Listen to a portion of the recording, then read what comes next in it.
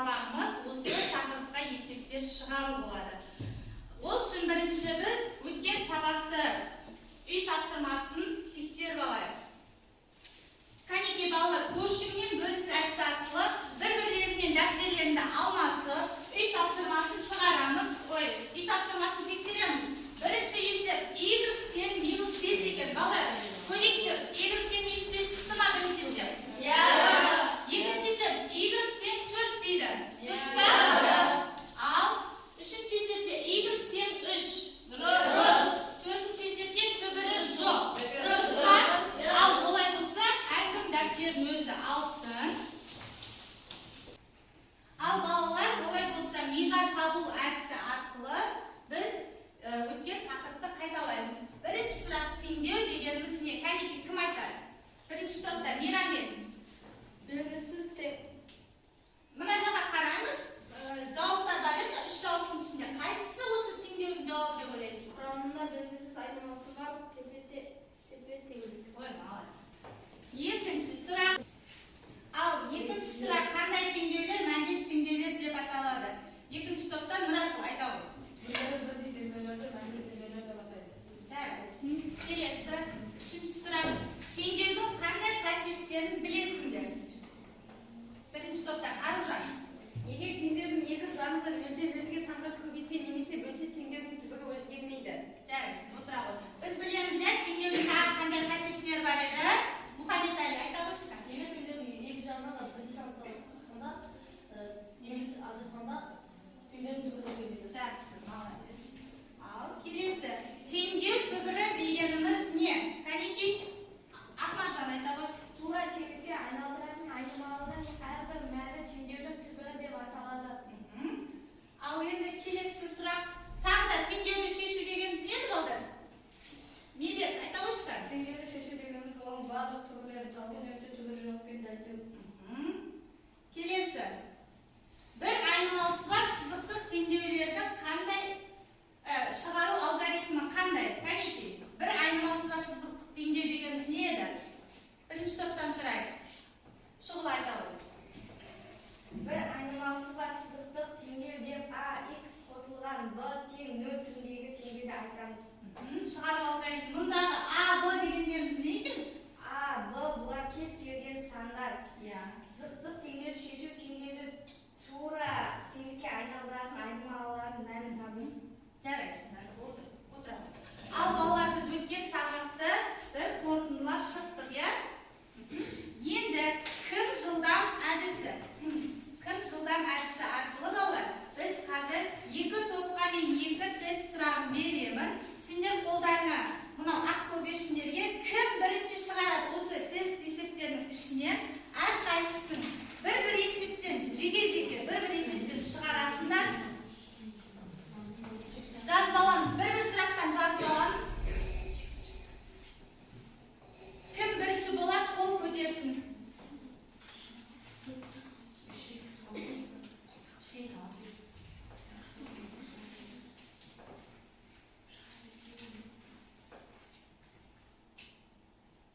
Тек бір есептен шығарамыз. Әр шығарған есептерін әр оқушыға бір балдан болады. Дұрыс шықса есеп.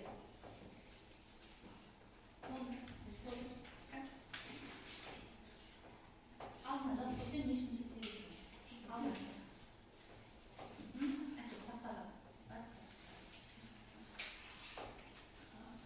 Болған оқушылар. Артасын ашып, нешінші себебі алдына жазып қойып па? Ашып, тақтаға жазып шығамыз. Ал бірінші топ жарайсыңдар. Болған ма?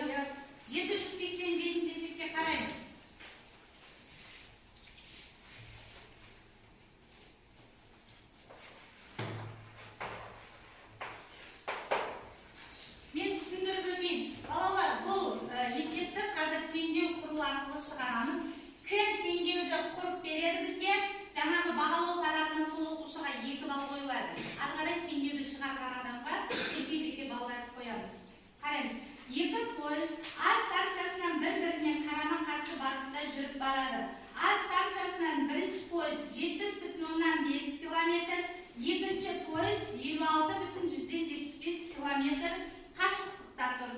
Оқулыққа қарап отырыңдар бәрін. Бірінші пойыз 57 километр сағат жылдамдықпен, ал екінші пойыз 62,5 километр сағат жылдамдықпен жүрді. Неше сағаттан соң екі пойыз А станциясынан бірдей қашықтықта болады дейді. Мен сендерге көмек ретінде бірінші түсіндіріп өтейін, сосын сендер қазір теңдеу құрасыңдар. Мына жерде А станциясы иә, осы жерден бірінші пойыз 70,5 километр қашықтықта тұр екен. Мына жерде бірінші пойыз тұр балдар. Ал екінші пойыз 56,175 километр қашықтықта. Мына жерде екінші пойыз тұр.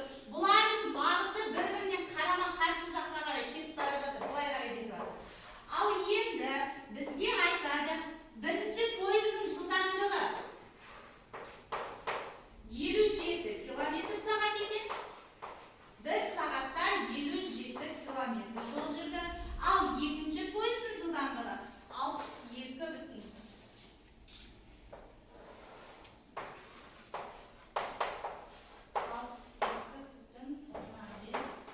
Бір сағатта 62,5 километр жол жүрді.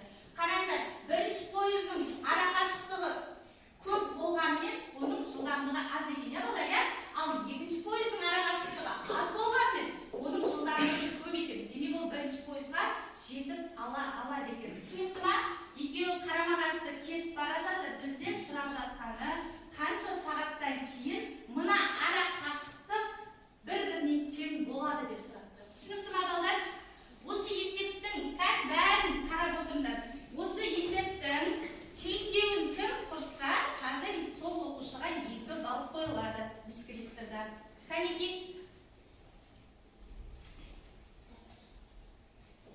Шұғыла келеу. Шұғыла құралын дейді ғой. Кел. Сөйлеп ба? Ал осы есептің теңдеуін құруға шұғыла сен келеу. Көрейікші шұғыла құралын дейді теңдеу. Мұқият қарап отырамыз. Басқаларымыз әрекет жасайық, кәнеки балалар. Ал ара қашықтықтың бірінші формуласы, иә? Қандай формула не? Ара қашықтықтың формуласы жылдамдыққа уақытты көбейту. Біз бірінші пойыздың қашықтығын тауып аламыз. Ол үшін жылдамдықты уақытқа көбейтеміз. Бірінші пойыздың жылдамдығы 57 километр сағатына. Ал уақытты белгісіз X деп аламыз. Екінші пойыздың қашықтығын табамыз. Ол үшін екінші пойыздың жылдамдығына уақытты көбейтеміз. 62,5 километр сағатына. Оны уақытқа көбейтеміз, уақытты X деп аламыз. Біз енді қашықтықты табу үшін екеуін теңестіріп теңдеу құрамыз. Ол үшін бірінші пойыздың жүрген жолына мән қосамыз. 107,5 оған қосамыз 57 көбейтілген X. Оны теңестіреміз екінші пойыздың жүрген жолына. Екінші пойыздың ара қашықтығы 56 километр. 56,175. Оған қосамыз екінші пойыздың ара қашықтығын 62,5 көбейтілген X. Жарайсың, шұғыла. Ал жаңағы айтқанымыздай шұғылаға дискрипторда 2 балл өзіңе қой. Қазір сабақтың соңында осының барлығын. Ал кәнеки балдар, біз теңдеуді құрдық. Енді теңдеуді ары қарай шығарамыз. Келе ғой Аружан. Теңдеуді ары қарай кім шығарып болады? Аружаннан бірінші шығарып біткен адамға 2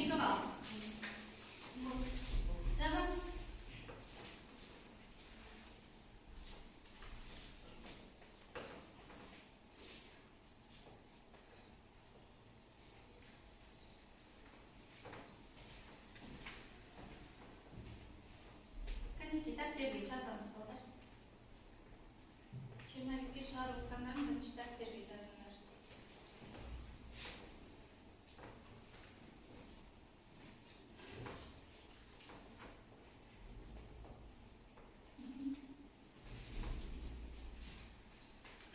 Аружан, айтауы қалай шығарамыз? 57-ні бірінші 70,10-5-ті жазып аламыз. 57-ні x-ке көбейтсең 57 x болады. Не қашқарырсың? Енді Енді x барларды бір бетке, x жоқтарды бір бетке жазамыз.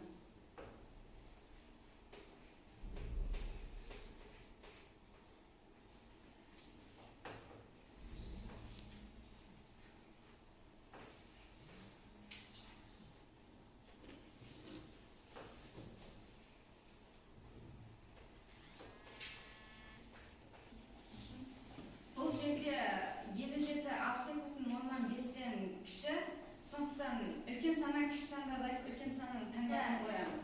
азайтамыз. Бұл жерде де үлкен саннан кіші санды азайтып, үлкен санның таңбасын қойса, 13,75 болады. Бөлгенді баған түрінде бөліп көрсетіліп Аружан, не? Бөлгенді.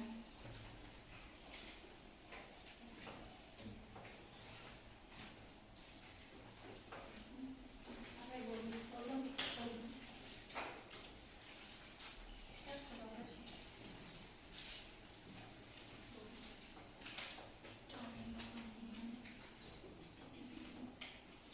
Жауабы деп жазуымыз керек еді. Жазбапсың сен. Жақсы балдар. Біразымыз жауабы деп жауабын жазбапсыңдар. Бөлген кезде қанша шықты? 1/8 жазамыз. Мен тегіс санды тегіс санға бөлсем, 10 сан шығады. Сонда 2,5 шығады. жауабы 2,5 шығады. жарайсың Аружан. Ал балалар, бұл жерде ең бірінші біткен балдардың жауабын жазбапты. Бұларға сендерге 2 балдар. Қойып қойыңдар өздеріңе 2 балдар. Мейрамбек, сен де жауабын жазбапсың, не отыра ғой. Балдар, бұл жерде теңдерді шешкен оқушыға 2 балл, кім теңдерді дұрыс шығарды, мен кімге дұрыс деп айттым 2 балл, ал жауабымен көрсеткен балдарға тағы да 1 балл қоясыңдар өздеріне. Қойып отырмыз ба? Ал енді бұлар келесі есеп 793 есепке қараймыз. 793 есеп. Оңай есеп, е балдар, е? Мен де тақтап жүре ғой. 793 есепте теңгені шешіп, түбірін жазыңдар дейді. Балдар, теңгені шешу үшін мына жерде ең бірінші не істеймін? Жақшаның сыртында тұрған санды, жақшаның ішіне жақшаны ашып аламыз. Айнымалысы бар өрнектерді бір жаққа, сандарды екінші жаққа өткізіп шығарады екенбіз. Ал қанекей 793 есепте балдар 4 есеп бар. Әр есепті шығарған оқушыға 1-1 балдар. Әр есепке 1-1 балдар. Бұл есепте 4 балл алуға мүмкіндіктерің бар. Орнымызда отырамыз. Бірінші есепке айдана шыға қойшы.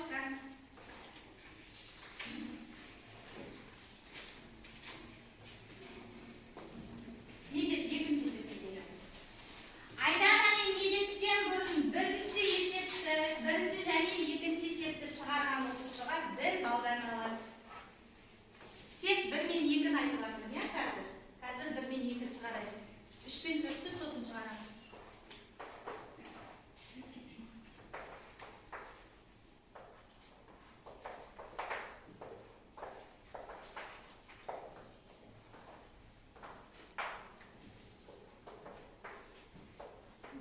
Жақшаны ашып аламыз.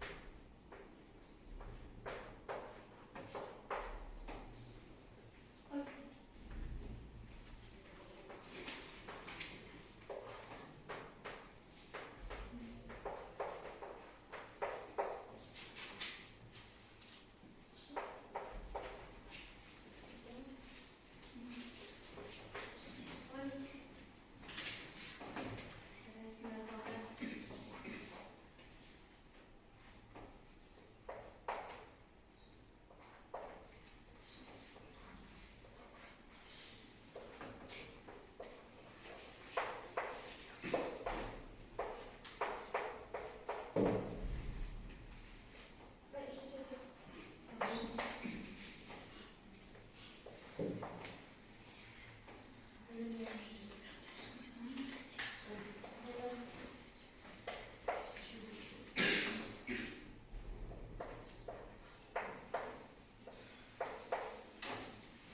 санды теріс санға бөлген кезде бізде теріс сан шыға ма Бағдәулет? Теріс санды теріс санға бөлгенде қандай сан шығады Бағдәулет? 10 сан шығады. Дұрыстап қойдым. Қазір мен жауаптарын көрсетем, барлығымыз салыстырамыз жауаптарын.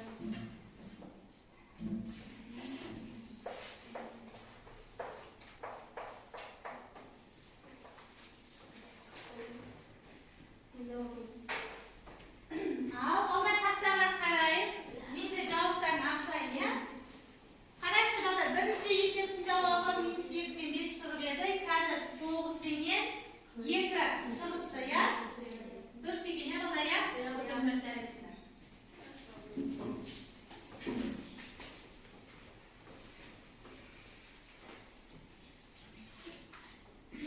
Ал балалар, сендердің қолдарында барлықтарында бағалау парағы бар, иә? Бағалау парағына әркім осы есепті. Мен қазір кімге айттым? Кім дұрыс шығарды? Бағдәулет, сен дұрыс шығармадың, иә?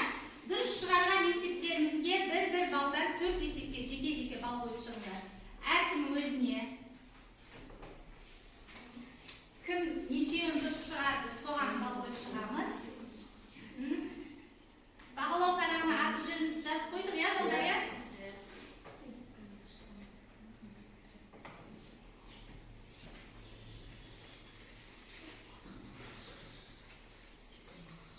Үйге тапсырма, балалар. 795-ші есеп. Үйге тапсырма 795-ші есеп. Жалпы балалар, бүгінгі сабақ түсінікті болды ма сендерге? Иә, түсінікті болды, иә? 795-ші есепте тура сол сияқты.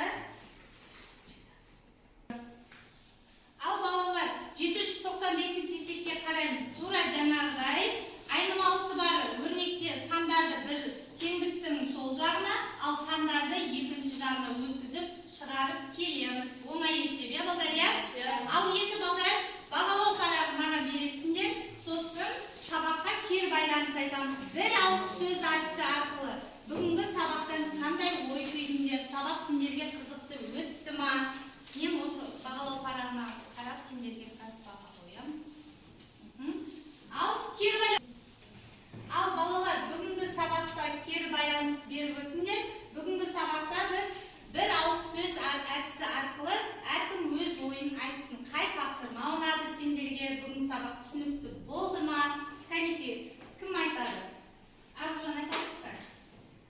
Бүгінгі теңдеуді шығаруды мен өте жақсы үйрендім. Жақсы, тағы. Нұрмұхамед. Мен бүгін теңдеуді құрастыруды жақсы меңгердім. Иә, теңдеу құрастыруды үйрендім.